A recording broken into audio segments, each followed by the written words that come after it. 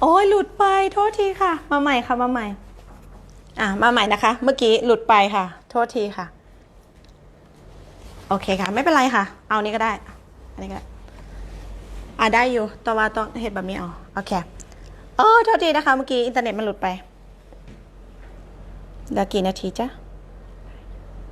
นานาจะไล่แล้วก็บันทึกแชร์ให้นะคะก็คือเราต้องเริ่มก่อนค่ะนานาก็ให้คนนะคะรู้จักว่าเนี่ยบริษัทเราชื่อ Organo นะคะมีเว็บไซต์แล้วคุณก็สามารถทำธุรกิจได้ทั้งหมดเนาะ30 กว่าประเทศถ้าคนฝรั่งเศสเขาเมื่อวานที่นานาสปอนเซอร์เขาใช่ไหมนานาก็บอกว่าเนี่ยค่ะประเทศของคุณมันมีอยู่ในนี้นะมันมีอยู่ในนี้เขาก็พอเขาเห็นเขาก็รู้สึกว่ามันเป็นเวอร์ไวด์เขาก็มั่นใจในระดับหนึ่งใช่ไหมคะพอเสร็จนานาก็บอกว่าเนี่ยบริษัทของเราทำเป็นพาร์ทเนอร์กับบริษัทเฮเลนจือที่ใหญ่ที่สุดในโลกนะคะเป็นบริษัทแรกเลยของออร์แกโนนะคะเป็นบริษัทแรกที่เป็นพันธมิตรกับฟาร์มเฮเลนจือที่เป็นออร์แกนิกแท้ 100% นะคะก็คือการปลูกของพวกเราเนี่ยก็คือแบบสุดยอดมากๆนะก็แค่แบบโชว์รูปให้เขาดูว่าเนี่ยของเราปลูกยังไงเนาะมากใช้ระยะเวลาในการเพาะปลูกมากกว่า1 ปีขึ้นไปแล้วก็เหมือนแค่เขาเห็นรูปแค่นี้เขาก็รู้ละว่าเนี่ยเห็ดลินจือมันดียังไงเพราะอันเนี้ยเขาก็รู้ทุกคนก็สามารถเชิญได้อยู่แล้วอย่างต่างชาติอย่างเงี้ยค่ะเขา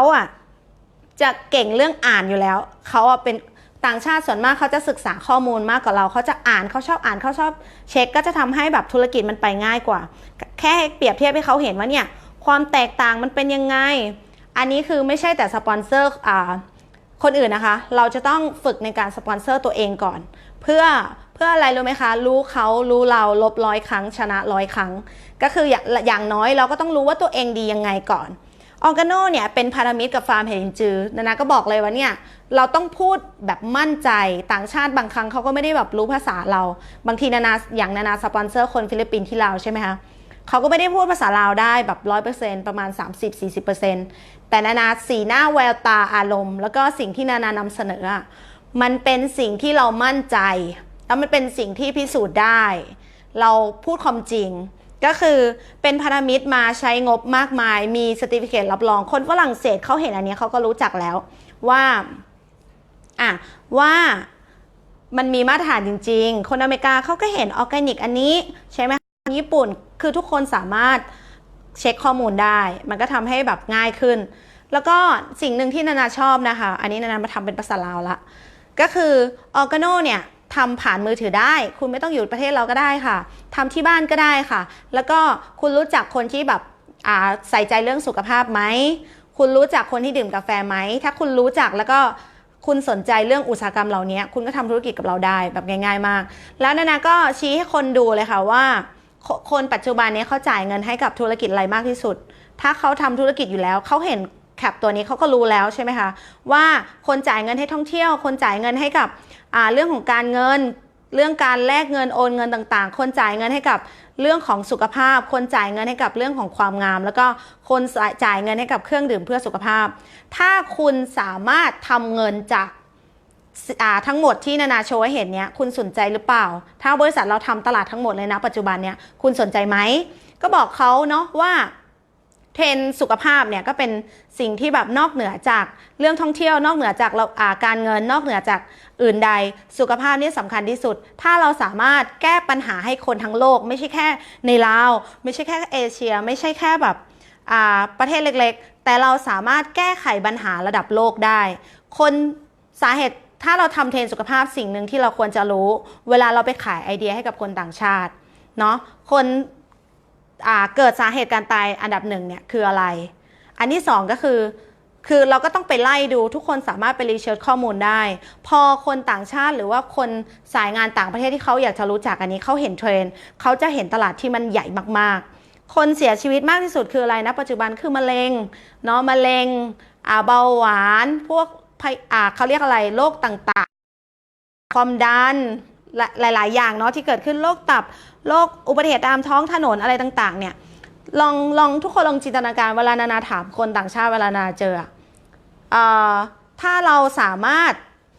แก้ไขปัญหาเหล่านี้ให้กับคนทั่วโลกได้คุณคิดว่าตลาดนี้น่าสนใจไหมแล้วก็นำเสนอแล้วก็ตั้งคำถามกับเขาแล้วก็บอกว่าเนี่ยบริษัทของเรามีสินค้าที่สามารถทำตลาดง่าย ทำที่ไหนก็ได้และที่สำคัญก็คือมันอยู่ในเทรนด์นาเชื่อว่าไม่ใช่แต่เฉพาะคนในเอเชียหรือว่าที่ไหนหรอกค่ะถ้าเขารู้จักเทรนด์นี้ทุกคนก็ต้องทำธุรกิจอยู่แล้วถูกไหมคะเครื่องดื่มสมุนไพรแล้วก็กลุ่มตลาดลดน้ำหนักไม่ใช่แต่ในลาวนะทุกประเทศทั่วโลกเขาสนใจตลาดอันนี้อยู่แล้วถ้าเราทำให้คนเนี่ยอ้วนและผอมได้ทำให้คนแบบกำจัดไขมันส่วนเกินสุขภาพดีขึ้นได้คนตลาดมันก็มหาศาลอยู่แล้วถูกไหมคะแล้วก็เรื่องของความงามเนี่ยแค่2อันนี้เราก็ขาดแล้วอะยังมาเจอ4กลุ่มนี้อีกแล้วที่สำคัญยังมาเจอเรื่องของการท่องเที่ยวอีกด้วยต่อไปถ้าคนเที่ยวแล้วได้เงินทุกคนก็สนใจเหมือนเราไม่ใช่แต่แบบเราทำธุรกิจเครื่องดื่มไม่ใช่แต่เราทำธุรกิจเกี่ยวกับเรื่องการดูแลสุขภาพต่อไปคนเที่ยวเราได้เงินเหมือนเรามีบริษัททัวร์ด้วยคุณสนใจจะเป็นหุ้นด้วยไหมพอเราให้ข้อมูลแบบนี้การปิดแพ็กเกจหรือว่าการชวนทำธุรกิจกับคนสายงานต่างประเทศเนี่ยก็จะง่ายขึ้นก็คือจริงๆบางครั้งเรารู้สึกว่ามันเป็นความยากเพราะว่าอะไรรู้ไหมคะเพราะว่าเราเองไม่เข้าใจพอเอาไปนำเสนอใช่ไหมมันก็เหมือนกับว่าเหมือนความมั่นใจเหมือนเราไม่รู้ว่าจะเริ่มตรงไหนแต่จริงๆนะคิดว่าเราควรจะเริ่มจากการพูดไปเลยค่ะพูดไปเราไม่รู้ว่าใครสนใจหรือเปล่าเราไม่รู้ว่าแต่ละคนคิดยังไงเหมือนก็ไม่ต้องเหมือนไม่คิดแทนนะคะปัจจุบันนี้นาเจอใครไม่ว่าจะเป็นต่างชาติหรือลาวหรือใครก็ตามนาสปอนเซอร์ทุกคนก็คือประกาศกับตัวเองเลยว่านับตั้งแต่เดือนก็คือจะเห็นนาเนาะที่โพสใน Facebook นาก็บอกเลยค่ะว่าที่เราเป็นปัจจุบันนี้ก็เพราะผลที่เราทำจากอดีตเพราะเรายังไม่มีสายงานที่แน่นเรายังไม่มีสายงานต่างชาติถ้าเราทำตั้งแต่เมื่อปีที่แล้วเราทำแบบนี้ตั้งแต่ปีที่แล้วเจอใครก็ชวนเจอใครก็มอบโอกาสให้เจอใครก็แบบแนะนำเปิดโอกาสขายไอเดียแล้วก็แจกผลิตภัณฑ์ให้เชื่อว่าตอนนี้เราน่าจะมีสายงานแบบเยอะมากๆเหมือนคุณนัมโดเนาะที่มาจากเท็กซัสใช่ไหมคะเขาก็เป็นคนเวียดนามแล้วก็พูดภาษาอังกฤษใช่ไหมแล้วนาก็ดูประวัติของเขาแล้วก็ได้คุยกับคุณสุภชาติในการที่ถามว่าคนนี้โปรไฟล์เขาเป็นยังไงคุณสุภชาติก็เล่าให้ฟังว่าแบบเขามีสายงานทั่วโลกเลยนะแล้วก็เป็นตำแหน่งอัลมาลอที่แบบไปสปอนเซอร์คนในประเทศนั้นประเทศนี้ทั้งที่เขาก็พูดภาษาลาวไม่ได้พูดภาษาไทยก็ไม่ได้แต่เขาก็ยังแบบมีเป้าหมายในการที่ขยายออร์แกโนทั่วโลกแปลว่าเขาเข้าใจว่าเขามีโอกาสดีๆอะไรในมือเนี่ยเราก็จะเห็นนาเห็นภาพนี้นาคิดเลยนะ ลองคิดดูว่ากาแฟไม่มีประเทศไหนไม่ดื่มทำไมเราถึงจะไม่ทำสายงานต่างชาตินาคิดว่าลาวกับไทยเนี่ยน่าจะเป็น2ประเทศ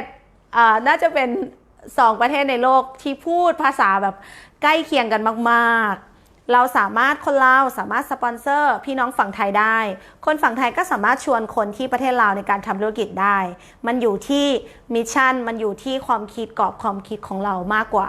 ว่าเราเนี่ยกล้าที่จะทำสายงานต่างชาติหรือเปล่าเนาะเพราะนั้นนาก็เห็นภาพนี้นาก็เห็นว่า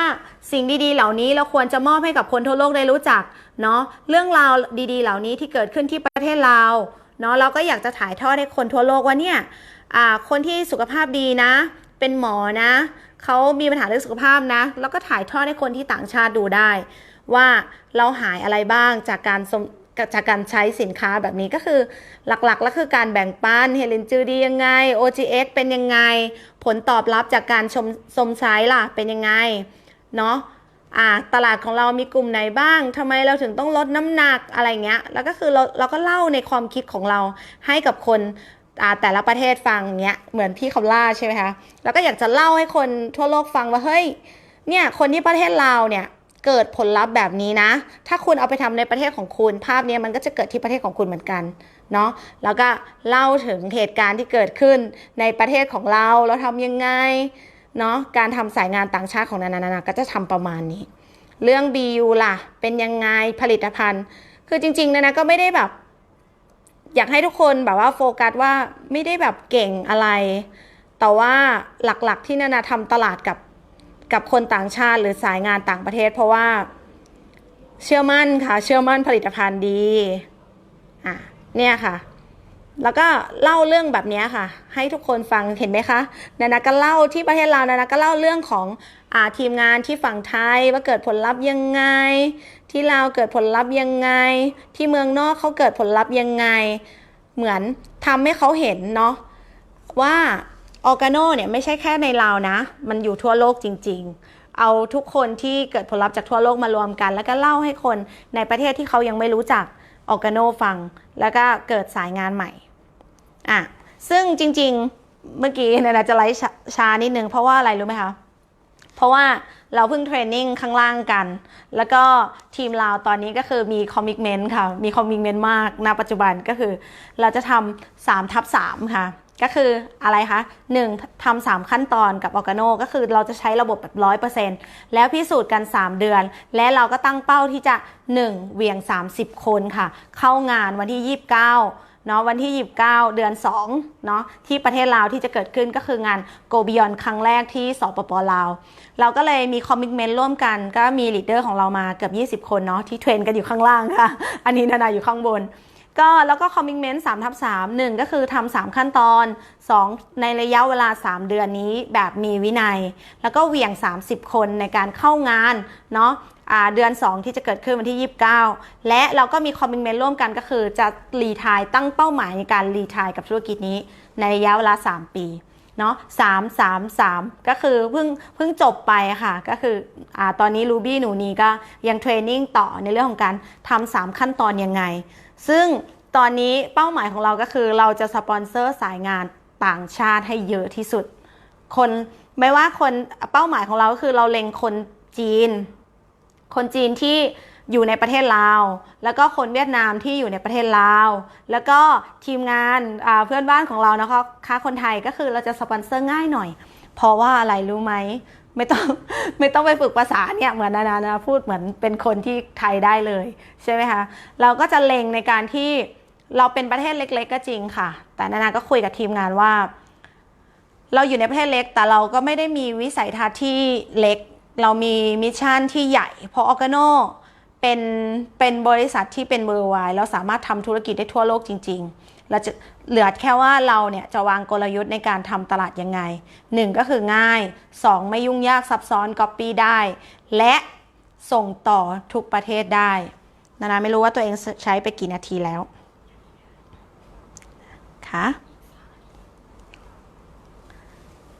คอมเมนต์มาได้เด้อเดี๋ยวน่าจะขอทักทายก่อนหน่อยนึงรู้สึกว่านะเว้าไว้เกินไปมันว่าบางทีฟังประทัน ถ้าว่าเป็นภาษาลาวนี่ทีมงานฟังไทยนี่ฟังประทันเลยเนาะก็ทักทายทุกคนเนาะนอกเหนือจากการที่ว่าหัวข้อที่นาได้รับในมื้อนี้เนาะคือการแบ่งปันเรื่องของสายงานต่างประเทศเนาะจริงๆแล้วนาก็อยากจะมาลีกับทุกคนคืนใหม่เนาะว่ามีหลายคนแบบว่าตั้งเป้าแล้วตั้งเป้าอีกในออร์แกโนเนาะในการเฮ็ดธุรกิจอยู่มาบางคนก็หลายปีเนาะนะเคยเป็นแบบนี้คือกันเนาะนะเคยอยู่ในออร์แกโนประมาณ2ปีก็ยังบ่ขึ้นตำแหน่งนะเริ่มขึ้นซับไฟในปีที่3กับบริษัทออร์แกโนนะก็เป็นแบบนี้แหละเป็นแบบว่าติดคอมฟอร์ตโซนมือนั่นมือนี่ผัดวันประกันพรุ่งและสิ่งหนึ่งทีนาประสบในออร์แกโนเนาะก็คือนาได้ค้นพบหลายๆอย่างเนาะบ่แม่นแต่เรื่องออร์แกโนเนาะเรื่องของธุรกิจและการใช้ชีวิตเนาะในแต่ละวันมีหลายคนตอนนี้เนาะเป็นอย่างน่าถึงต้องเว้าเรื่องตัวนี้นะเพราะว่าเดือนนี้เป็นเดือนที่12เดี๋ยวโอเค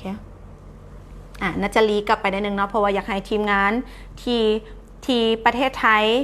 ได้ฟังเรื่องนี้น้ำกันเนาะแล้วก็อยากให้ทุกคนเพราะว่าทีมงานเราเขาฟังภาษาไทยได้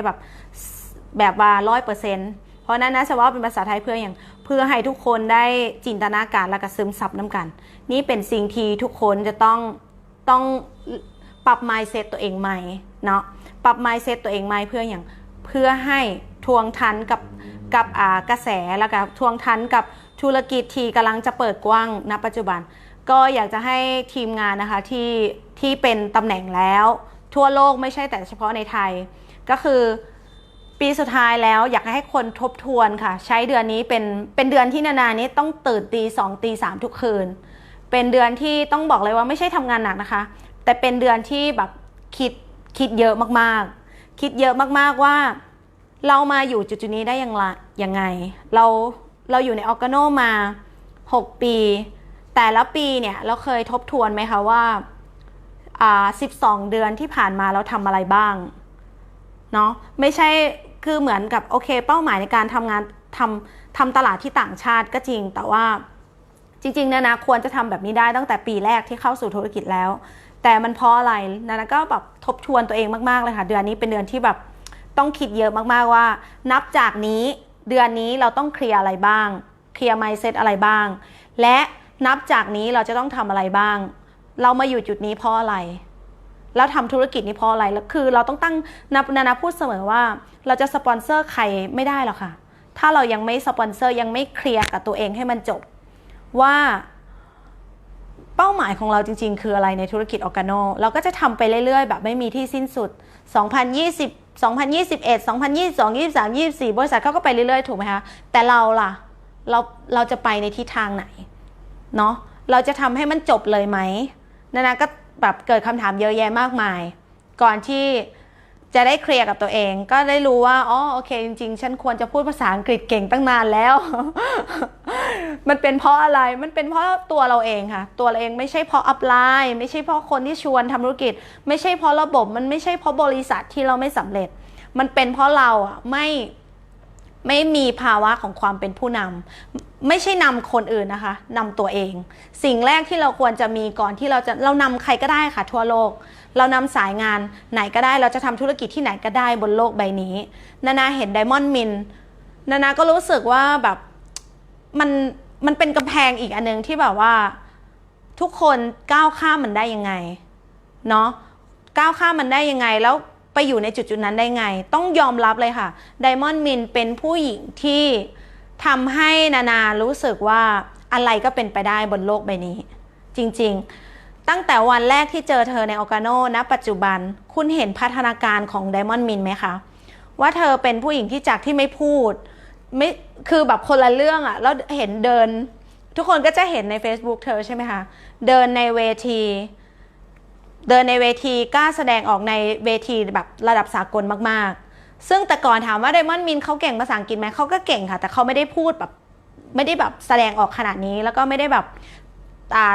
พังทลายกรอบขีดความสามารถตัวเองขนาดนี้เขาทำให้แบบว่าออร์แกโนคือเราต้องคิดเลยนะว่าไดมอนด์มินอ่ะเขามาอยู่ในออร์แกโนเขาใช้โอกาสนี้ในการพัฒนาตัวเองมากไม่ใช่แต่ธุรกิจแต่เขาพัฒนาตัวเองจริงๆในการไล่ล่าความฝันไม่ใช่แค่แบบออร์แกโนก็เป็นความฝันของเธออย่างหนึ่งในการที่เธออยากจะเป็นผู้นำในการนำธุรกิจนี้นำสิ่งดีๆให้กับผู้คนสังเกตได้เพราะอะไรรู้ไหมคะเธอเป็นผู้หญิงที่เสียสละมากๆเสียสละทุกอย่างเลยค่ะไม่ว่างานจะเกิดขึ้นเสียสละทั้งแรงกายแรงใจแล้วก็คือลงทุนทุกอย่างเลยค่ะต้องยอมรับว่าเธอเป็นผู้หญิงที่แบบทำให้นาคิดหนักมากว่าบางครั้งเราต้องทบทวนนะถ้าเรายังไม่เก่งในออร์แกโนจริงๆออร์แกโนเนี่ยคือดีอยู่แล้ววิธีการในออร์แกโนนาพูดกับทีมงานเสมอว่ามันไม่ได้มีอะไรมากมายไม่ได้แบบมานั่งเรียนเรื่องสินค้าเป็นปีๆไม่ต้องมาเรียนเรื่องแบบสปอนเซอร์เป็นปีๆแล้วค่ะที่มาเรียนกันทุกวันนี้ก็คืออะไรรู้ไหมคะวิธีคิดถ้าเป็นบริษัทอื่นเขาจะพูดว่าวิธีคิด 80% แต่นาบอกเลยนะว่าออร์แกโนเนี่ยวิธีคิด90% เลยวิธีการทำธุรกิจจริงๆเป็นแค่ 10% เอง3ขั้นตอนมันไม่ได้มีอะไรเยอะแยะมากมายแต่ว่าเราเนี่ยทำมันแบบไหนต่างหากนาอยากจะบอกทุกคนว่าไม่ว่าผ่านมาเราจะทำยังไงเราจะเป็นคนแบบไหนในออร์แกโนที่ผ่านมาแต่นาอยากคิดว่านับจากเดือนนี้นาคอมมิชเมนต์กับตัวเองนะคะไม่ใช่แบบว่าคอมมิชเมนต์กับทีมงานหรืออะไรคอมมิชเมนต์ก็คือ1เราจะเริ่มใหม่ทำใหม่แล้วก็ทำมันเดี๋ยวนี้ไม่ใช่แบบพรุ่งนี้เดี๋ยวก็ค่อยชวนทุกครั้งที่เราออกไปชวนคนข้างนอกนาก็เห็นไดมอนด์จากทั่วโลกอ่ะเขาออกนอกพื้นที่กันเราต้องออกจากจุดเดิมเพราะว่าอะไรรู้ไหมคะถ้าเราทำอะไรเดิมๆทำสิ่งเดิมๆมันเป็นไปไม่ได้ที่เราจะได้ผลลัพธ์ใหม่ซึ่งมันคือเรื่องจริง ที่นานาก็ทบทวนตัวเองนานาพูดภาษาอังกฤษไม่ได้ก็เพราะว่านานาทำเรื่องเดิมๆนานาไม่ได้ไปโรงเรียนนานาก็คิดว่าแบบเรียนกับคนทั่วไปก็ได้ใครพูดก็จำมาอะไรเงี้ยก็คิดว่าเหมือนว่าก็เอาตัวรอดได้แต่จริงๆมันไม่ใช่แค่นั้นถ้าเราอยากจะนำธุรกิจจริงๆเราก็ต้องเริ่มแต่ละวันฝึกฝนตัวเองไปเหมือนการแจกกาแฟเหมือนกันบางวันเราก็ทำถ้าเราทบทวนจริงๆนะนานาต้องตอบออกสื่ออย่างไม่อายเลยค่ะว่าทั้งชีวิตไม่เคยคิดว่าตัวเองเนี่ยจะได้โอกาสดีขนาดนี้ไม่เคยคิดว่าการเป็นไดมอนด์เนี่ยมันเป็นอะไรที่แบบดีขนาดนี้จริงๆเนาะหลายๆคนอ่ะถ้ายังไม่มาถึงจุดนี้คุณเข้าใจยังไงไม่รู้แต่นานาตอบเลยว่าการเป็นไดมอนด์ไม่ใช่แค่เป็นตำแหน่งไม่ใช่แค่การไปโบกไม้โบกมือไม่ใช่แค่การไปยกดาบหรืออะไรต่างๆมันไม่ใช่เลยค่ะมันเป็นการที่เราทำให้เราเนี่ยข้ามจากจุดหนึ่งมาอีกจุดหนึ่งที่ทำให้เราเปลี่ยนตัวเองที่จะนำคุณภาพชีวิตที่ดีขึ้นนำแนวคิดนำเรื่องของอุดมการณ์ในการสร้างจริงๆถามว่าทุกคนเป็นไดมอนด์ได้ไหมนานาตอบว่าทุกคนเป็นได้นะแต่ต้องเอาเหลือเวลาน้องบอกว่าเหลือเวลา15 นาทีไม่เป็นไรค่ะวันนี้จะต้องแบบแบ่งปันกับทุกคนให้แบบเราจะต้องถ้าเป็นพาร์ทนานาทุกคนก็จะต้องแบบคิดหนักหน่อยเพราะว่านานาเป็นคนคิดเยอะเนาะคิดเยอะแล้วก็ทำเยอะด้วยไม่ใช่คิดอย่างเดียวเนาะทุกคนก็ต้องเริ่มจากการนำตัวเองก่อนอัพไลน์ของเราดีที่สุดนานาต้องบอกไว้ก่อนนะคะคนที่ชวนเราเข้าธุรกิจเริ่มจากการคิดบวกก่อนให้ได้ก่อนถามว่าโลกข้างนอกมันมีแต่คนคิดลบเนาะออกไปข้างนอกก็เจอแต่แบบรถติดทุกคนก็เผชิญกับสภาวะที่เศรษฐกิจไม่ดีเนาะไม่เคยมีปีไหนเศรษฐกิจดีหรอกค่ะ จริงๆถ้าทัวร์เนี่ยก็จะประมาณนี้เราต้องเริ่มจากการเราล่ะเราอยากจะทำให้ตัวเองดีขึ้นหรือเปล่าเราอยากจะเป็นจิ๊กซอเราอยากจะเป็นฟังเฟืองเราอยากจะเป็นส่วนหนึ่งของทีมหรือเปล่าในการที่จะทำให้ออร์แกโนเนี่ยเติบโตทำให้เราคว้าชัยในการทำธุรกิจนี้จับมือนานาอิจฉามากๆนะคะนานาต้องบอกเลยว่าที่ประเทศไทยทุกอย่างพร้อมมากๆจริงๆทุกอย่างพร้อมออฟฟิศพร้อมสินค้าพร้อมผู้บริหารทุ่มเทมากๆนะไม่เคยเจอบริษัทไหนจริงๆนะเวลาไม่ใช่เรื่องว่าจะเป็นสปอนเซอร์ต่างชาติแล้วนะเพราะว่าไม่ใช่ว่ามีข้อมูลอะไรนะเชื่อมั่นในครอบครัวตัวเองก็คือออร์แกโนมันดีมันดีมากๆไม่รู้จะพูดยังไงว่ามันดียังไงพอมีความมั่นใจภาษาอะไรเขาก็ดูหน้าเราเหมือนเดิมนั่นแหละใช่ไหมต่อให้เราพูดภาษาเดียวกันแต่หน้าไม่ได้มั่นใจไม่ได้มีความสุขเลยคนก็จะไม่อยากทำธุรกิจกับเรานาอยู่ในออร์แกโนนารู้สึกว่าทุกครั้งที่ตื่นตอบตัวเองทุกวันโชคดีมากๆเนาะแล้วก็เห็นคนที่แบบเขาก้าวหน้าในธุรกิจนารู้สึกชื่นชมมากๆคนเหล่านี้เขาชนะตัวเองได้ยังไงเขาเอาชนะความกลัวได้ยังไงคือนาอยากจะรู้มากๆแล้วก็แบบอยากจะเป็นแบบนั้นอยากจะพัฒนาตัวเองอยากไปอยู่ในจุดนั้นไดมอนด์บอลเขาแบบทำสไลด์ได้ดีมากเขาพูดได้ดีมากๆเขาแบบนำทีมได้ดีมากๆนานาก็เก็บใช่ไหมคะเก็บทุกคนพี่เอสอย่างเงี้ยค่ะบูไดมอนด์เอสก็เป็นแบบทุกคนเป็นไอดอลหมดเลยค่ะในออร์แกโนเหลือแค่ว่าปีนี้เราจะเปลี่ยนตัวเองยังไงไม่เคยมีปีไหนเศรษฐกิจดีหรอกค่ะ ใช่ค่ะบางคนบอกปีนี้เศรษฐกิจไม่ดีเย่แต่เราบอกว่าอยู่รอดได้ค่ะออร์แกโนอยู่รอดได้ยิ่งเศรษฐกิจไม่ดียิ่งคนไม่มีเงินถ้าคนเจอคนไม่มีเงินชวนเขามาทำเงินสิคะถ้าเจอเขาแบบเศรษฐกิจไม่ดีเขาเครียดเขาไม่ทำธุรกิจเอากาแฟเขากินดูแลสุขภาพเขาจะได้มีแรงในการออกไปทำธุรกิจไปสร้างเศรษฐกิจครอบครัวให้ดีขึ้นเราจะต้องคนคิดยังไงไม่รู้แต่เราจะต้องคิดบวกไว้ก่อนค่ะนา2020นาบอกเลยนาเริ่มรีเซ็ตตัวเองตั้งแต่กลับมาจากอเมริกาแล้วรีเซ็ตตัวเองใหม่เราจะมองภาพทั้งหมดเป็นภาพบวกเพราะออร์แกโนดีอยู่แล้วเราไม่ได้ไปแข่งขันกับใครนาไม่พูดเรื่องสินค้าเลยนะแล้วก็จะไม่พูดเรื่องแบบสปอนเซอร์อะไรยังไงนาสปอนเซอร์ทุกคนในวันนี้เนาะนาต้องพยายามสปอนเซอร์ทุกคนอยู่นี้แล้วก็ให้ทุกคนพยายามสปอนเซอร์ตัวเองต้องเป็นผู้นำตัวเองก่อนอย่าให้ใครมานำเรานะคะอัพไลน์หรือคนที่ชวนเราที่ปรึกษาเราในธุรกิจเขาเป็นมนุษย์คนหนึ่งที่มอบโอกาสให้แก่เราก็เหมือนคนมาบอกโอกาสอะค่ะคุณจะทำหรือไม่ทำยกตัวอย่างนะนายจะยกตัวอย่างอันนี้ให้แบบถ้าคุณเริ่มในการเป็นผู้นำปุ๊บตื่นเช้ามาทุกคนจะเปลี่ยนหมดเลย ถ้าเราแบบนำตัวเองให้ได้21วันนำตัวเองให้ได้21วันมันจะกลายเป็นนิสัยของเรานั่นนะเห็นไม่มีวันไหนที่ไดมอนด์บอลไม่โพสต์ Facebook ไม่มีวันไหนที่ไดมอนด์บอลเขาไม่แบบไม่พูดถึงออร์แกโนแล้วเขาก็แบบน้อยมากที่เขาจะไม่อยู่ออฟฟิศแล้วก็น้อยมากที่เขาจะแบบไม่นำทีมไม่จัดประชุมพี่เอสเหมือนกันไดมอนด์ทุกคนเหมือนกันแล้วแบบมันเหมือนการมอบโอกาสของเรามันเหมือนเป็นแขนเป็นขาเหมือนเป็นส่วนหนึ่งในชีวิตของเราไปแล้วเรากลายเป็นมนุษย์ผู้มอบโอกาสไปแล้วเวลาเราออกไปข้างนอกเจอใครเราก็อยากจะบอกเราก็ไม่ได้คิดด้วยซ้ำว่าเขาอ่ะเป็นคนประเทศไหนด้วยซ้ำเราคิดว่าทุกคนเป็นมนุษย์เหมือนกันทุกคนควรจะมีสุขภาพที่ดีทุกคนควรจะมีรายได้ที่ดีทุกคนควรจะได้รับโอกาสเหมือนที่เราได้รับสำคัญคือเราต้องทบทวนตัวเองก่อนนาอยากจะให้ทุกคนใช้เวลาอันนี้เป็นไลฟ์สุดท้ายของเดือนนี้ใช่ไหมคะเราจะเจอกันใหม่ในปีหน้านาอยากให้ทุกคนเริ่มทำสิ่งใหม่ไม่ใช่รอปีใหม่นะคะบางคนก็บอกโอ้ยรอวันที่1 เดือน 1ก่อน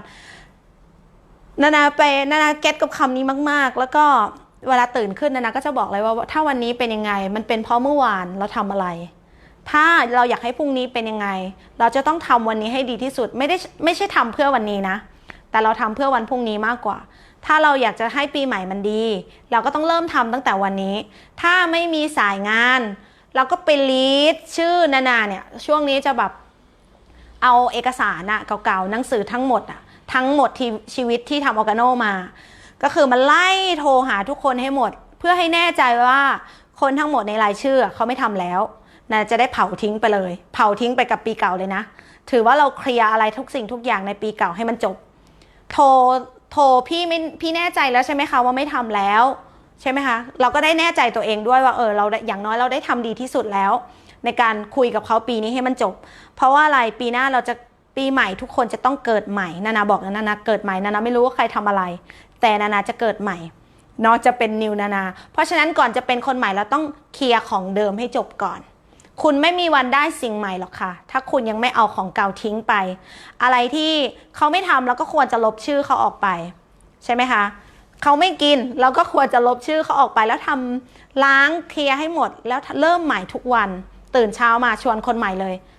นาคิดว่าพรุ่งนี้ทุกคนเป็นวันศุกร์ด้วยทุกคนควรจะเอารายชื่อทั้งหมดมาลิสต์แล้วก็โทรคุยกับเขาให้มันจบเหลือ5 นาทีไม่เป็นไรคุย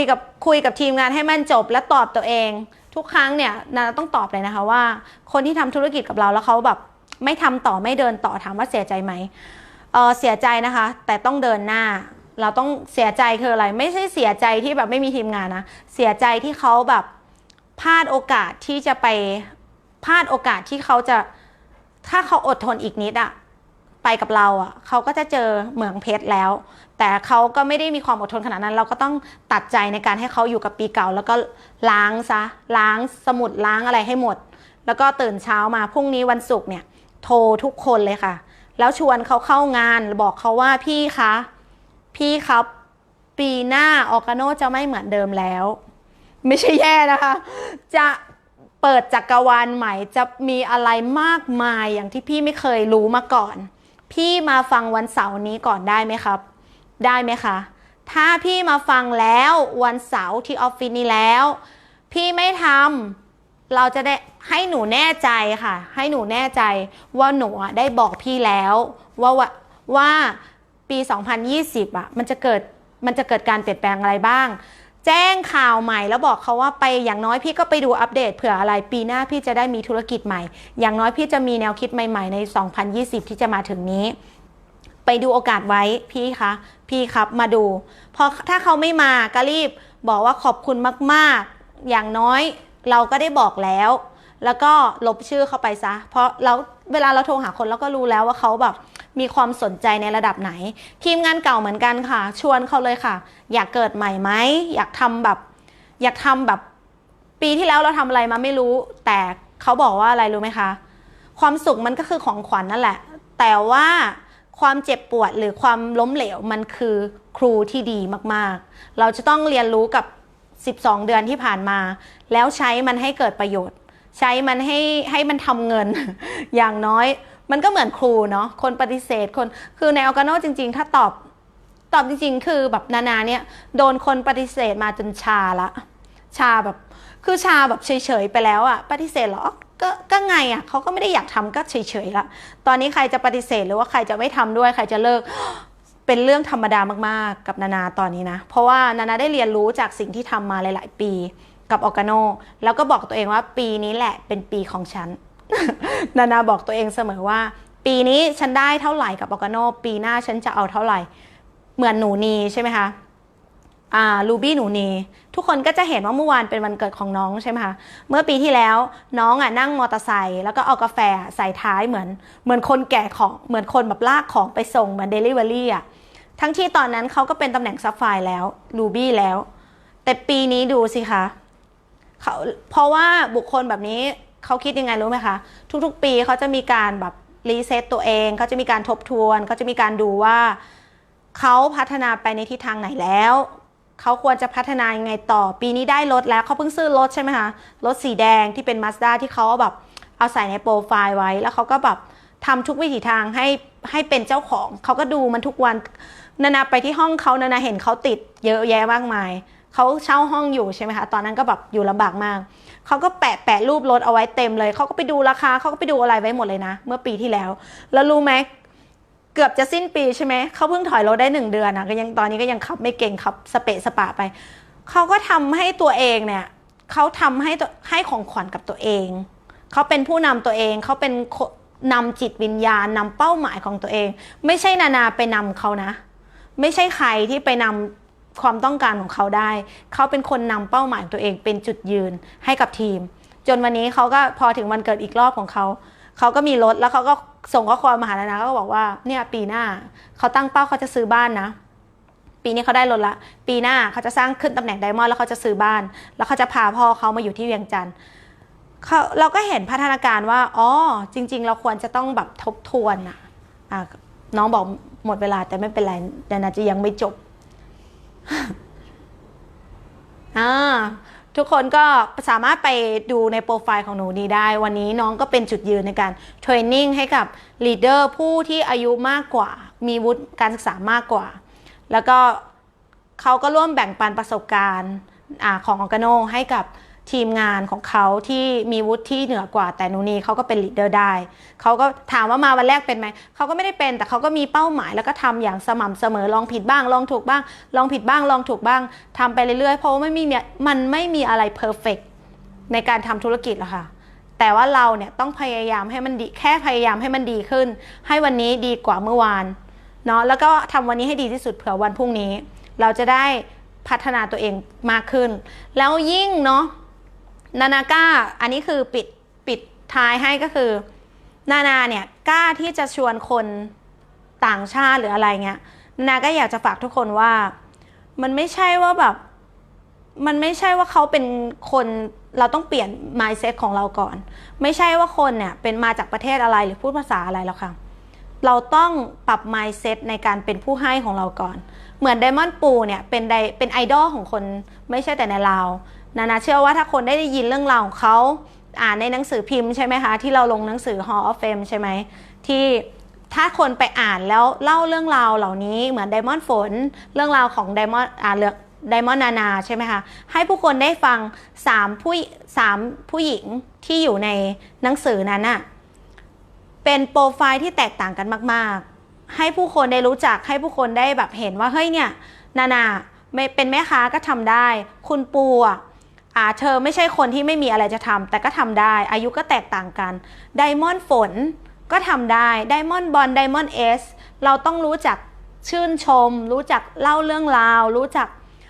กกลับมาตอนเริ่มต้นใหม่เอาฟีลลิ่งเดิมกลับมาเริ่มต้นใหม่บางครั้งนานาก็เป็นนะอันนี้ต้องยอมรับกันบางทีเราลืมจุดนี้เราลืมเหมือนเราถ้าเป็นคนที่ทำงานด้วยกันมานานเราจะลืมอะไรรู้ไหมลืมในการยกย่องลืมในการ edify ลืมในการ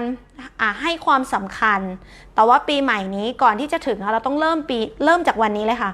ไปถึงปีหน้าเราต้องเริ่มเล่าถึงสตอรี่เล่าถึงเราสนิทกันก็จริงแต่จุดหนึ่งที่จะทำให้ธุรกิจเติบโตแล้วก็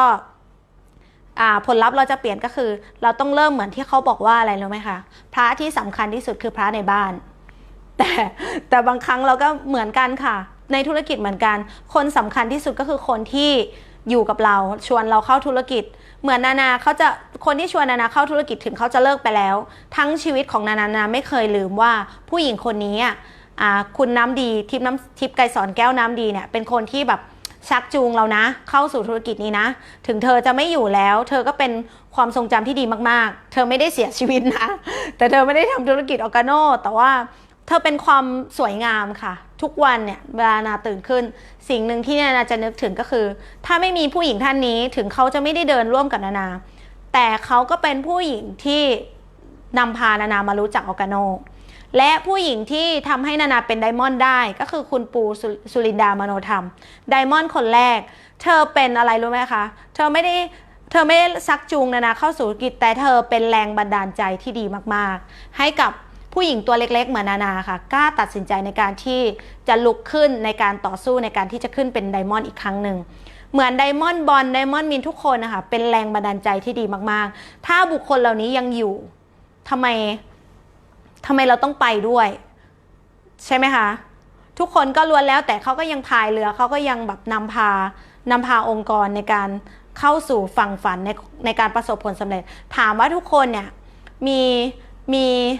นานาต้องตอบเลยนะเหมือนไดมอนด์ที่ประเทศไทยที่ประเทศไทยที่เป็นลาวที่เป็นไดมอนด์ทุกคนเสียสละมากๆนานานี่แบบซาบซึ้งมากๆพี่เอสถามว่ามีเวลาไหมนานานี่แบบยอมรับแล้วก็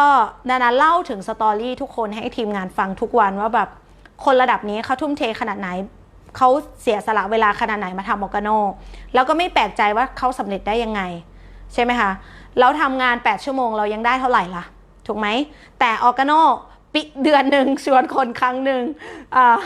เราก็ไม่เกิดทักษะแล้วก็ไม่เกิดสกิลอย่าว่าแต่ไปสปอนเซอร์ต่างชาติเลยค่ะเอาคนพูดภาษาเดียวกันเนี่ยก็ยังยากเพราะว่าอะไรเราไม่ได้ทำทุกวันเราไม่มีเกิดความชำนาญนานาก็อยากจะฝากอยากให้ทุกคนย้อนกลับไปฝากการบ้านทุกคนนะคะแล้วก็ไปคิดคืนนี้ทั้งคืนเลยค่ะแล้วก็พรุ่งนี้เราจะโพสต์ Facebook ด้วยกันทุกคนนะคะที่เป็นครอบครัวออร์แกโนว่าประกาศเป้าหมายร่วมกันว่าปี 2020 นี้เนาะทุกครั้งที่ตื่นขึ้นคุณจะขอบคุณอะไรบ้างสิ่งแรกเลยนะคะพรุ่งนี้เราจะเจอข้อความทุกคนเหมือนกันนานาจะทำเหมือนกันว่าสิ่งแรกที่เราควรจะทำคือขอบคุณผู้ที่ชวนเราไม่ว่าเขาจะทะเลาะกับเราหรืออยู่ดีหรือไม่อยู่หรือเขาจะออกจากธุรกิจไปแบบไหนก็ตามเพราะสิ่งนั้นก็คืออะไรรู้ไหมคะมันเป็นบุญกุศลที่จะทำให้เราส่งผลให้เราประสบผลสำเร็จในปีหน้าก็คือสิ่งแรกต้องทำคือขอบคุณคนที่ชักจูงเข้าสู่ธุรกิจขอบคุณลีดเดอร์ที่จับมือเราไม่ว่าเราจะดื้อไม่ว่าเราจะซนไม่ว่าเราจะทะเลาะกับเขากี่รอบเขาก็ไม่ได้ทิ้งเราในธุรกิจนี้เป็นสิ่งที่เราต้องขอบคุณคนในครอบครัวเราเพื่อนเราที่สนับสนุนเขาจะซื้อกาแฟกี่ชาติกี่อะไรเนี่ยเขาไม่กลับมาซื้อแล้วเราก็ควรจะขอบคุณถ้าไม่มีเขาในวันนั้นคงไม่มีเราในวันนี้สิ่งแรกที่เราจะทำคือขอบคุณอะไรบ้างพรุ่งนี้เนาะและเราจะเปลี่ยนอะไรบ้างสิ่งที่เราควรจะเปลี่ยนเราควรจะทบทวนเพราะว่าอะไรถ้าเราทำสิ่งเดิมแล้วมันดีนานาจะไม่แบบไปดันทุกคนนะคะทุกคนจะต้องรู้ว่าเราอยากจะเปลี่ยนแปลงหรือเปล่าเราจะเปลี่ยนอะไรบ้างเราจะพัฒนาอะไรบ้างเพื่อเป้าหมายอะไรของเราในปีหน้าเนาะ3อย่างเนาะเราจะโพสต์พร้อมกันพรุ่งนี้นะถ้าใครแบบว่าโอเคนาเราจะไปด้วยกันเราจะเป็นครอบครัวออร์แกโนเราจะมีคอมมิตเมนต์ร่วมกันเราจะมีพันธสัญญาร่วมกันเราจะโพสต์3เรื่องพรุ่งนี้หลังจากที่เราทบทวนทั้งคืนนี้เลยนะตื่นมาขอบคุณเราจะเปลี่ยนอะไรและเป้าหมายในปี 2020 ของเราจะเป็นอะไรเราจะต้องเปลี่ยนยอมรับที่จะเปลี่ยนก่อนนาเนี่ยยอมรับทุกอันแล้วค่ะว่าผลที่มันเกิดขึ้นทุกอันมันเป็นเพราะเรามันไม่ได้เป็นเพราะใครยอมรับตื่นมาต้องกลืนความยอมรับก่อนแล้วพอยอมรับปุ๊บแล้วเราก็จะต้องเปลี่ยนเพื่อเป้าหมายอะไรพรุ่งนี้นะคะเราจะต้องมาโพสต์ด้วยกันนะคะหวังว่าแท็กนาได้นะคะนาอยากจะรู้ว่าแบบทุกคนมีเป้าหมายอะไรร่วมกันเราจะได้เป็นแรงบันดาลใจให้แก่กันและกันนะคะตอนนี้เวลานาก็เลทไปแล้วต้องขอบคุณทุกคนนะคะที่ทุกครั้งที่นาไลฟ์เนี่ยทุกคนก็มาแบบกดไลค์กดอะไรให้นะคะต้องขอบคุณทุกคนแล้วก็ขอบคุณไดมอนด์ทุกท่านขอบคุณคุณสุภชาติอังคารสุวรรณศิริขอบคุณบริษัทออร์แกโนขอบคุณ ทุกคนที่อยู่กับเราและมีเป้าหมายร่วมกับเราเนาะแล้วปี